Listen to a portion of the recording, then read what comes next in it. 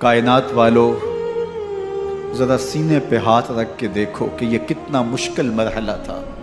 اس دین کی آبرو کو بچانے کے لیے حضرت امام حسین رضی اللہ تعالیٰ عنہ نے کتنا بڑا قدم اٹھایا۔ آپ کے بہی خواہ، دوست، احباب عبداللہ بن عمر یہ سارے روکتے ہیں۔ عبداللہ بن عباس کہتے ہیں حضرت نہ جائیے، الکوفی لا یوفی، کوفی کبھی وفا نہیں کرتے۔ آپ کے والد کو وہاں شہید کیا گیا، لیکن آپ ایک فرض کو نبھانے جا رہے ہیں۔ میرے غم گسارو، میرے مہربانوں، نہ روکو مجھ کو جانے دو، مجھے نانے کے دی کی ڈوبتی کشتی بچانے دو۔ میں جاتا ہوں کہ دنیا پر وفا کا نام رہ جائے، میں رہوں نہ رہوں پر عظمت اسلام رہ جائے۔ میں نہیں جاتا تو نبی کے گھر کی آن جاتی ہے، میں نہیں جاتا تو نبی کے گھر کی آن جاتی ہے۔ تمہارا دین جاتا ہے، میری غیرت ایمان جاتی ہے۔ حضرت امام حسین یہاں سے چلتے ہیں، ابھی راستے میں ہی پہنچتے ہیں کہ یہ خبر آتی ہے کہ کوفے والوں نے بے وفائی کر دی۔ حضرت مسلم بن عقیل رضی اللہ تعالیٰ عنہ کو شہید کر دیا گیا، نعمان بن بشیر معزول کر دیے گئے، ابن مرجانہ ابن زیاد وہاں متعین کر دیا گیا جو سخت گیر شخص تھا، اور اس نے لوگوں کو ڈرایا، دھمکایا، اور کوفے کے لوگوں کے دل بدل گئے اور وہ بیتیں توڑنے لگے۔ وہ منظر مسجد کوفہ کا کتنا دلگداز تھا۔ جب امام نماز کے لیے کھڑے ہوئے تو 40,000 لوگ آپ کے پیچھے تھا۔ جب سلام پھیرا اور امام نے دیکھا کہ پیچھے لوگ نہیں ہیں، پھر لوگوں نے اپنے دروازے بھی بند کر لیے۔ رات کی تنہائیاں ہیں اور حضرت مسلم بن عقیل کو کوئی پناہ دینے والا نہیں ہے۔ لوگوں نے دروازے بند کر لیے کہ کہیں ہمارے گھر میں نہ آ جائیں اور ہم مشقت اور حکومتی تشدد کا شکار نہ ہوں۔ کتنا دردناک لمحہ ہے حضرت مسلم بن عقیل رضی اللہ تعالیٰ عنہ پہ، اور پھر حضرت مسلم بن عقیل بے دردی سے شہید کر دیے جاتے ہیں۔ آپ ابھی راستے میں ہیں، یہ ساری کہانی پہنچتی ہے کہ حضرت مسلم شہید کر دیے گئے اور بے دردی سے شہید کر دیے گئے۔ وہ جنہوں نے خط لکھے تھے کہ ہم آپ کے ساتھ ہیں اور ہم منتظر ہیں، چشم بھرا ہیں، آپ کے قدموں کی چاپ سننے کے لیے بےتاب ہیں، آج انہوں نے بیتیں توڑ دی۔ 40,000 کوفی منحرف ہو گئے۔ مسجد کوفہ کا وہ منظر کس قدر روح کو تڑپا دینے والا تھا۔ ہم پچھلے سال عصر اور مغرب کے درمیان جب کوفہ پہنچے تو سورج ڈوبنے کے قریب تھا۔ میں نے اپنی زندگی میں اتنا اداس موسم کہیں نہیں دیکھا جتنا اداس موسم کوفے میں دیکھا۔ ایسے لگتا تھا جس طرح کوفے کی آب و ہوا آج بھی شرمندہ ہے۔ جو مسلم بن عقیل اور خاندان نبوت کے ساتھ اہل کوفہ نے کیا، حضرت امام حسین رضی اللہ تعالیٰ عنہ کو ان کے بہی خواہوں نے، اعزاء نے، اقرباء نے، دوستوں نے، آوان و انصار نے، ساتھیوں نے کہا کہ حضرت حالات یکسر تبدیل ہو گئے، اب ہمیں مراجعت کر جانی چاہیے، واپس پلٹ جانا چاہیے۔ تو حضرت امام حسین کافی سوچ بچار میں رہے۔ پھر اس کے بعد آپ نے فیصلہ کیا کہ ہم آگے بڑھیں گے۔ دوستوں نے کہا کہ حضرت اگر آپ آگے بڑھیں گے تو ہمیں لگتا ہے کہ وہ آپ کے ساتھ سلوک اچھا نہیں کریں گے اور آپ بچوں کے سامنے پیاس سے شہید کر دیے جائیں گے۔ تو حضرت امام حسین رضی اللہ تعالیٰ عنہ نے وہاں ایک خطبہ ارشاد فرمایا کہ لوگوں تم جو مجھے بتا رہے ہو مجھے اچھی طرح معلوم ہے، جو تم مجھے منظر پیش کر رہے ہو وہ میری نگاہوں میں ہے، اور جو کچھ ہونے والا ہے چشم تصور وہ منظر دیکھ رہی ہے۔ کیونکہ حضرت امام حسین رضی اللہ تعالیٰ عنہ کی شہادت کی خبر حضرت امام حسین کے پیدا ہوتے ہی خاندان نبوت میں عام تھی۔ حضور علیہ الصلوۃ والسلام کو یہ بات جبریل امین نے آ کے بتائی تھی جب حسین ابن علی کے ساتھ حضور محبت کا اظہار کر رہے تھے، تو یہ جبریل امین نے آ کے کہا تھا حضور آپ کا یہ بیٹا عرض طف میں شہید کر دیا جائے گا۔ اور کربلا کی مٹی لا کے حضور کو دی اور ام سلمہ کو حضور نے عطا کر دی۔ حضرت ام سلمہ کہتی ہیں کہ ایک دن میں سوئی تو خواب دیکھا کہ حضور کے مبارک بال بکھرے ہوئے ہیں اور سخت پریشان ہیں، تو میں نے کہا کہ حضور آپ کی یہ کیا حالت ہے؟ وَبِيَدِهِ قَارُورَةٌ، اور حضور کے ہاتھ میں ایک شیشی ہے، فِيهَا دَمٌ، جس کے اندر خون ہے۔ تو میں نے کہا حضور یہ کیا؟ فرمایا میں قتل گاہ حسین سے آ رہا ہوں اور یہ حسین ابن علی کا خون ہے۔ تو کہا 10 محرم کا دن تھا، دوپہر کا یہ منظر تھا، میں قیلولہ کر کے اٹھی، جب میں نے دیکھا تو وہ شیشی جس میں کربلا کی مٹی رکھی تھی وہ خون بن چکی تھی۔ تو یہ خبر پہلے دی گئی تھی، یہ بتا دیا گیا تھا۔ فرمایا میرے دوستو جو تم مجھے بتاتے ہو میں اس سے بے خبر نہیں ہوں، یہ سب کچھ ہونے والا ہے، لیکن اس کے باوجود میں کیوں جا رہا ہوں؟ تو آپ کا ایک تاریخ ساز جملہ ہے جو کربلا کے فلسفے کو ہمارے سامنے رکھتا ہے کہ یہ اتنا بڑا امتحان کیوں دیا۔ حضرت امام حسین رضی اللہ تعالیٰ عنہ نے فرمایا وَلَكُمْ فِيَّ أُسْوَةٌ، میں اس لیے جا رہا ہوں قیامت تک ظلم، جبر اور ناانصافی کے خلاف کھڑے ہونے والوں کے لیے کوئی نمونہ تو ہو۔ میری زندگی قیامت تک ظلم، جبر اور استحصالی نظام کے خلاف کھڑے ہونے والوں کے لیے نمونہ ہے۔ تو حضرت امام حسین رضی اللہ تعالیٰ عنہ نے حق اور باطل کے درمیان ایک سرخ لکیر کھینچ دی اپنے خون سے۔ اب حق اور باطل کا امتیاز کرنا مشکل نہیں ہے، کوئی باطل پہ اڑا رہے تو الگ بات ہے، لیکن امتیاز کرنا مشکل نہیں ہے۔ حدود بالکل واضح کر دی۔ اقبال نے یہاں کتنی خوبصورتی کے ساتھ اس مضمون کو نبھایا۔ سرخ رو عشق غیور از خون او، شوخی ای مصرع از مضمون او، تا قیامت قطع استبداد کر، موج خون او چمن ایجاد کر۔ ایک جہاں آباد کر دیا، حق اور باطل کی راہیں اجال دی۔ اب لوگوں کو یزید کا چہرہ پہچاننے میں دیر نہیں لگتی، وقت کے ہر یزید کا چہرہ آسانی سے پہچانا جا سکتا ہے۔ یہ معرفت زمانے کو کروائی کس نے؟ حسین ابن علی نے کروائی رضی اللہ تعالی عنہ۔ تو حضرت امام حسین نے فرمایا کہ جو میرے ساتھ ہونے والا ہے میں اچھی طرح جانتا ہوں، لیکن میں اس کے باوجود آگے بڑھوں گا۔ پھر بڑھے اور کربلا میں جا کے خیمہ زن ہو گئے۔ 7 محرم کو پانی بند کر دیا گیا۔ پانی بند ہوا تو کھانا بھی میسر نہیں تھا، لیکن ذکر پانی کا ہوتا ہے اس لیے کہ کھانے کے بغیر انسان کئی دن کاٹ لیتا ہے، لیکن پانی کے بغیر گزر نہیں ہوتی۔ تو فرات کی نہر سامنے اپنی موجوں کے ساتھ چمک رہی ہے، لیکن ایک قطرہ آب بھی آل رسول کو نہیں دیا جا رہا۔ کائنات کے اندر ایسے انوکھے امتحان بھی ہوتے ہیں۔ وارثوں ساقی کوثر کے، مالک ہوں حوض کوثر کے، اور بیٹے ہوں ساقی کوثر کے، اور آج ایک بوند پانی کی بھی میسر نہ ہو۔ صبر کا امتحان ہے، عزیمت کا امتحان ہے۔ حضرت امام حسین رضی اللہ تعالیٰ عنہ خیمہ زن ہو گئے۔ 3 دن تک پانی بند رہتا ہے۔ 9 محرم کو رات کی تنہائی میں حملہ آور ہونا چاہتے ہیں، لیکن آپ نے کہا کہ ہمیں اللہ کے حضور عبادت اور ذکر کے لیے وقت دیا جائے۔ ساری رات ذکر میں گزرتی ہے، عبادات میں گزرتی ہے۔ رات کے اندھیرے میں آپ چراغ بجھا دیتے ہیں۔ آوان و انصار کو کہتے ہیں کہ ان کی دشمنی میرے ساتھ ہے، انہیں میرا خون چاہیے۔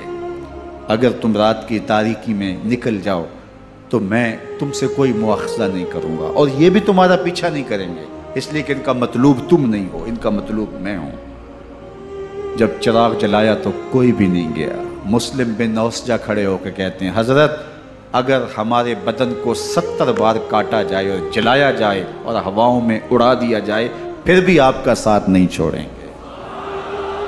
70 سال کے بوڑھے ہیں حبیب بن مظاہر، کہتے ہیں حضرت آپ کو چھوڑ کے جائیں کہاں، آپ کو چھوڑ کے جائیں کہاں؟ کوئی ساتھ چھوڑنے کے لیے تیار نہیں ہے۔ پیاس ہے، سخت گرمی ہے، کربلا کا ماحول ہے، 72 افراد اور خاندان کی خواتین میدان کربلا میں خیمہ زن ہیں۔ دوسری طرف لشکر اعداء اشقیا 22,000 کی تعداد میں مقابلے میں، ایک روایت 30,000 کی ہے۔ ان صرف 72 پیاسے لوگوں کے لیے اتنے لوگوں کو جمع کرنے کا مقصد خوف زدہ کرنا تھا، شرط ہے کہ یا یزید کی بیعت کر لیں، محاصرے توڑ دیں گے، پانی دستیاب ہوگا، اعزاز و اکرام سے نوازا جائے گا، خزانوں کے منہ کھول دیے جائیں گے۔ لیکن حسین ابن علی کہتے تھے سب کچھ لٹ جائے گا، باطل کے ہاتھ پہ ہاتھ نہیں رکھو۔ اللہ اکبر۔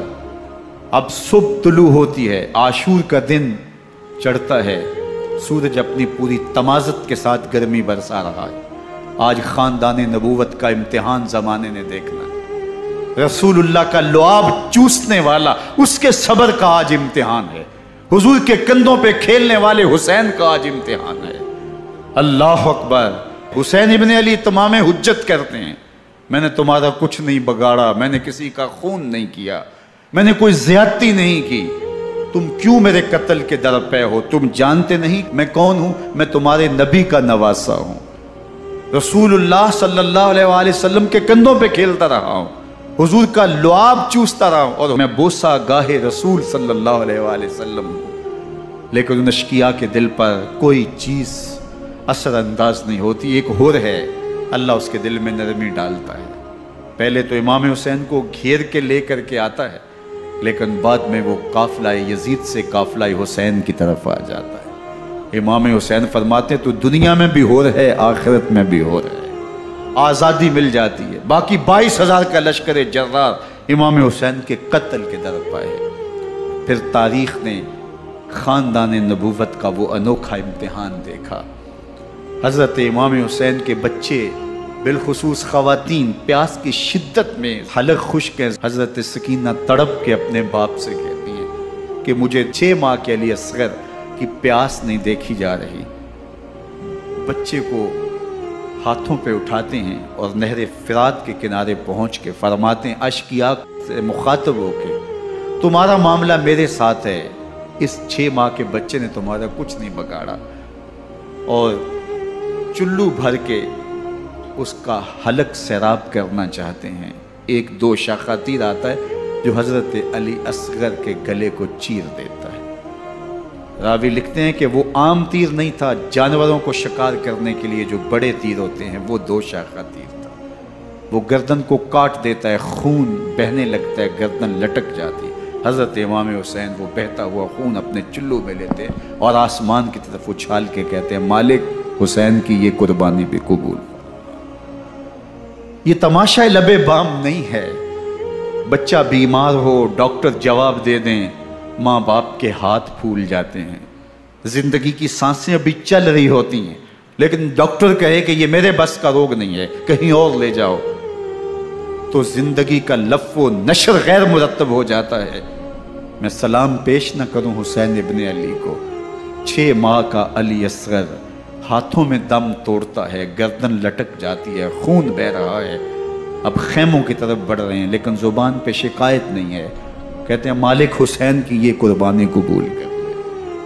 اب خیموں کی طرف آنا، شہر بانو، ام رباب، سیدہ زینب، حضرت سکینہ سلام اللہ علیہا کا سامنا کوئی آسان کام نہیں تھا، لیکن حسین ابن علی آتے ہیں، شہزادے کو یہاں خیموں کے قریب رکھ کے کہتے ہیں کہ یہ حوض کوثر سے سیراب ہو گیا ہے۔ اللہ اکبر۔ کوہرام مچ جاتا ہے خیموں کے اندر، کیا منظر ہوگا، اور ان کو کن الفاظ کے پیرائے میں ڈھال کر کے ان کیفیات کو بیان کیا جا سکتا ہے جو اہل بیت کے خیموں کے اندر علی اصغر کی شہادت کے بعد کا منظر رقم ہو رہا ہوگا۔ اللہ اکبر۔ ادھر اشقیاء آوازیں دے رہے ہیں، مبارزت کے لیے پکار رہے ہیں۔ زمانے نے پھر وہ منظر بھی دیکھا کہ جوان بیٹے کو 18 سال کی کمائی حضرت امام حسین میدان عمل میں بھیج رہے ہیں۔ وہ علی اکبر جو حسین کا نور نظر ہے، آنکھوں کا قرار ہے، دل کی تسکین ہے۔ اور پھر حضرت علی اکبر جب گھوڑے کی زین سے فرش زمین پہ گرتے ہیں تو باپ کو آواز دیتے ہیں، اور حضرت امام حسین جو ہے وہ آگے جا کے بیٹے کی لاش اٹھاتے ہیں۔ اللہ اکبر۔ 18 سال کے بیٹے کی لاش کو کندھوں پہ اٹھا کے خیموں تک لاتے ہیں اور ہاتھ پھیلا کے کہتے ہیں مالک حسین کی یہ قربانی بھی قبول۔ کبھی قاسم بن حسن کی لاش اٹھا کے لاتے ہیں، کبھی اون و محمد کی لاشیں اٹھا کے لاتے ہیں، بتیجوں کی، بھانجوں کی، بھائی عباس کے کٹے ہوئے بازو اور زخموں سے چھدا ہوا لاشا، کیا کیا قیامتیں تھیں جو اس کربلا کے ایک میدان کے اندر نہیں توڑی گئیں۔ حضرت امام حسین پر دکھ پہ دکھ، تکلیفوں پہ تکلیفیں، اب 71 لاشیں اٹھا کے خیموں تک پہنچا چکے، اور ادھر مبارزت کی دعوت دی جا رہی، آؤ میدان عمل میں آؤ، اب دیر کیوں کر رہے ہو؟ رسول اللہ کا حرم، رسول اللہ کی شہزادیاں جو نازوں میں پلی تھی، وہ کلیاں جو شبنم کا بوجھ بھی گوارا نہیں کر سکتی تھی، آج مصیبتوں کے پہاڑ ٹوٹ گئے۔ حضرت امام حسین کبھی شہربانوں کو، کبھی ام رباب کو دلاسا دیتے ہیں، کبھی حضرت زینب کو کہتے ہیں۔ حضرت زینب کربلا کے اس میدان کے اندر بڑے حوصلے کے ساتھ اپنے بھائی کے ساتھ کھڑی رہی، اپنے 2 بیٹے راہ خدا میں پیش کیے، ان کی لاشیں وصول کی، لیکن زینب جس جرأت کے ساتھ، جس پامردی کے ساتھ اس سارے منظر کو حوصلے کے ساتھ سہتی رہی، وہ یقیناً حوصلہ سیدہ زینب سلام اللہ علیہا کا ہی ہے۔ لیکن یہ وہ منظر تھا کہ زینب کا دل بھی ڈول گیا جب حسین ابن علی گھوڑے پہ بیٹھنے لگے، اور ان کو گھوڑے میں بٹھانے والا کوئی نہیں تھا، اور جو بھی سوار جاتا پھر واپس اس کی لاش ہی آتی اور حسین ابن علی لے کے آتے۔ آج حسین ابن علی جا رہے ہیں، زندگی کا سارا سرمایہ لٹ رہا ہے، حضرت زینب سلام اللہ علیہا سنبھل نہیں رہی۔ حضرت امام رضی اللہ تعالیٰ عنہ اٹھے اور آپ نے حضرت زینب کو صبر کی تلقین کی اور کہا کہ صبر ہی بہترین ذریعہ ہے اور اللہ کی قربت کا ایک بہترین سبب ہے، اور ان کو صبر کی تلقین کرتے ہوئے فرمایا کہ میرے بعد تم نے اس ذمہ داری کو سنبھالنا ہے، اور ان مخدرات اسلام کی، ان شہزادیوں کے پردے کی تم نے حفاظت کرنی ہے۔ اور پھر گھوڑے کی زین کس کے امام حسین لشکر اشقیاء کی طرف بڑھتے ہیں۔ اب خیموں سے سسکیوں کی آواز آ رہی ہے، ان کا سردار، ان کا تاجدار آج سب کو چھوڑ کے کربلا کے میدان کی طرف بڑھ رہا ہے۔ جرم کیا کیا، قصور کیا کیا، اس نے کیا زیادتی کی کہ آج نیزوں اور انیوں کے مقابلے میں 22,000 کا لشکر حضرت امام حسین پہ ٹوٹ پڑتا ہے۔ آپ پھر اتمام حجت کرتے ہیں، میں نے کسی کو قتل نہیں کیا، خون ناحق نہیں بہایا، میرے خون کے درپے کیوں ہو، اپنی آخرت کیوں برباد کرتے ہو؟ تم جانتے نہیں میں کون ہوں، میں تمہارے نبی کا نواسا ہوں۔ لیکن ابن زیاد کہتا ہے مقابلے میں آؤ۔ پھر حضرت امام حسین رضی اللہ تعالیٰ عنہ مقابلے میں آتے ہیں، اور جب گھوڑے کو ایڑ لگا کے دشمن اشقیاء پہ ٹوٹتے ہیں تو پھر ایسا منظر ہوتا ہے کہ وہ بھیڑ بکریوں کی طرح آگے بھاگتے ہیں۔ 71 زخم کلیجے پہ لیے شجاعت کا یہ پیکر جب میدان میں آتا ہے، آواز آتی، یہ کون ذی وقار ہے، بلا کا شاہ سوار ہے، لباس ہے پھٹا ہوا، غبار سے اٹا ہوا، تمام جسم نازنی چھدا ہوا کٹا ہوا، یہ نبی کا نور عین ہے، یہ بال یقین یہ حسین ابن علی ہے رضی اللہ تعالیٰ عنہ۔ پھر چاند بادلوں میں گھر جاتا ہے، شامی غنڈے تیر برساتے ہیں، تلواروں سے آپ کے بدن پر ضربیں لگاتے ہیں اور نیزوں سے آپ کے بدن کو پرو دیتے ہیں۔ جب آپ کا پیراہن بعد میں اتارا گیا تو آپ کے پیراہن میں 122 سوراخ تیروں کے تھے، 33 زخم تلواروں کے اور 34 گھاؤ نیزوں کے تھے۔ جب گھوڑے کی زین سے فرش زمین پر آئے، بدن چھلنی تھا، زخم زخم سے خون بہ رہا تھا، 3 دن کا پیاسا حسین، اللہ اکبر، بدن زخموں سے چور، 71 لاشیں کلیجے پہ لیے، مخدرات اسلام کے پردے کا خیال دل میں الگ ہے، لیکن گھوڑے کی زین سے جب فرش زمین پہ امام حسین آتے ہیں، زبان پہ ہائے نہیں، نالا و شیمن نہیں، چیخ و پکار نہیں، آتے ہی پیشانی سجدے میں رکھتے ہیں اور پکارتے ہیں اللہم ردن بقضائکا وصبرن علی بلائکا تسلیمن لامرکا سبحان ربی العالی۔ مالک گھر لٹا کے، بچے لٹا کے، خاندان سب کچھ قربان کر کے اپنے بدن کو زخموں سے چھلنی کروا کے تیروں اور نیزوں کی انیوں سے اپنے آپ کو زخمی کروا کے تیرے حضور سر جھکا کے یہ اقرار کرتا ہوں کہ حسین تیری تقدیر پہ راضی ہے۔ مالک تو بھی بتا، تو بھی حسین پہ راضی ہوا ہے کہ نہیں ہوا؟ آواز آ رہی ہے اس پیاسے پر علی شیر خدا کو ناز ہے، اس نواسے پر محمد مصطفیٰ کو ناز ہے۔ اوروں نے بھی سجدے کیے پر اس کا عجب انداز ہے، اس نے وہ سجدہ کیا جس پر خدا کو ناز۔ حسین ابن علی رضی اللہ تعالیٰ عنہ کا سر انور دستے قاتل نے تب کاٹا جب وہ سجدے میں جھکا ہوا تھا۔